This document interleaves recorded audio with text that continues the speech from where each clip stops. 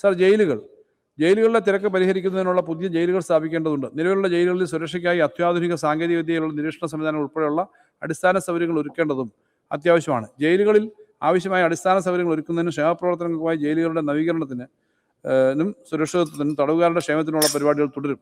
ജയിലുകളുടെ നവീകരണത്തിനായി 47 കോടി രൂപയുടെ വിഹിതം വകയിരുത്തുന്നു. നഗരവികസനം. സാർ, അതിവേഗം നഗരവൽക്കൃതമായിക്കൊണ്ടിരിക്കുന്ന സംസ്ഥാനമാണ് കേരളം. 2050 ആകുമ്പോഴേക്കും ജനസംഖ്യയുടെ 80% നഗരപ്രദേശങ്ങളിൽ താമസിക്കുമെന്നാണ് പ്രൊജക്റ്റഡ് കണക്കുകൾ സൂചിപ്പിക്കുന്നത്.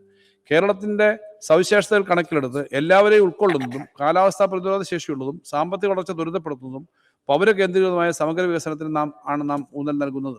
സർ, രാജ്യത്താദ്യമായി ഒരു അർബൻ പോളിസി കമ്മീഷനെ ഇടത് സർക്കാരാണ് 2023 നിയമിച്ചത്. കേരളത്തിൻ്റെ നഗരവൽക്കരണത്തിൻ്റെ ദിശ നിർണ്ണയിക്കുന്നതിന് പ്രായോഗികമായ നിരവധി നിർദ്ദേശങ്ങളാണ് കമ്മീഷൻ മുന്നോട്ട് വെച്ചിട്ടുള്ളത്. നമ്മുടെ നഗരങ്ങളുടെ തനത് വരുമാനം വർദ്ധിപ്പിക്കുന്നതിനും പൗരസേവനങ്ങളുടെ ഗുണനിലവാരം വർദ്ധിപ്പിക്കുന്നതിനുള്ള നഗരങ്ങളുടെ സൗന്ദര്യവും വർദ്ധിപ്പിക്കുന്നതിനും ശുചിത്വം ഉറപ്പുവരുത്തുന്നതിനുള്ള നിർദ്ദേശങ്ങളാണ് കമ്മീഷൻ മുന്നോട്ട് വെച്ചിട്ടുള്ളത്.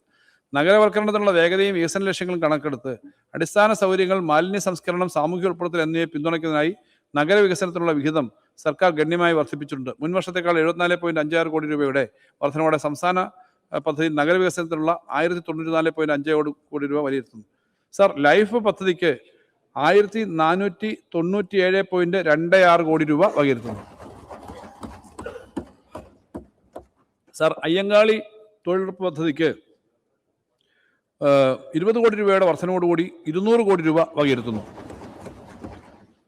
സാർ, ശുചിത്വവും മാലിന്യ സംസ്കരണവും. സംസ്ഥാനത്ത് ആദ്യമായി 8 നഗര തദ്ദേശ സ്വയംഭരണ സ്ഥാപനങ്ങൾ ഇന്ത്യയിലെ ഏറ്റവും വൃത്തിയുള്ള 100 നഗരങ്ങളുടെ പട്ടികയിൽ ഇടം നേടി. സർ, മാതൃകാപരമായ പ്രകടനം ഉയർത്തിക്കാട്ടി മട്ടന്നൂർ മുനിസിപ്പാലിറ്റിക്ക് പ്രത്യേക വിഭാഗത്തിൽ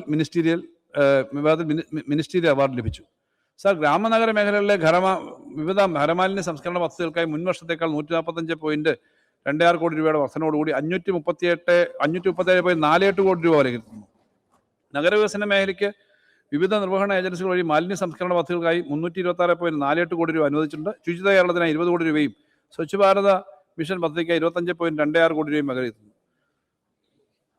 സർ, ഖരമാലിന്യ സംസ്കരണ പദ്ധതിയുടെ ഭാഗമായി 240 കോടി രൂപ വകയിരുത്തുന്നതിൽ 29.73% വർധനമാണ് വരുത്തിയിട്ടുള്ളത്. ഈ പദ്ധതിയോട് നൽകുന്ന നഗര തദ്ദേശ സ്വയംഭരണ സ്ഥാപനങ്ങളുടെ വിഹിതം മുൻവർഷത്തെ അപേക്ഷിച്ച് 45 കോടി രൂപ വർദ്ധിപ്പിച്ച് 160 കോടിയെ വകയിരുത്തുന്നു.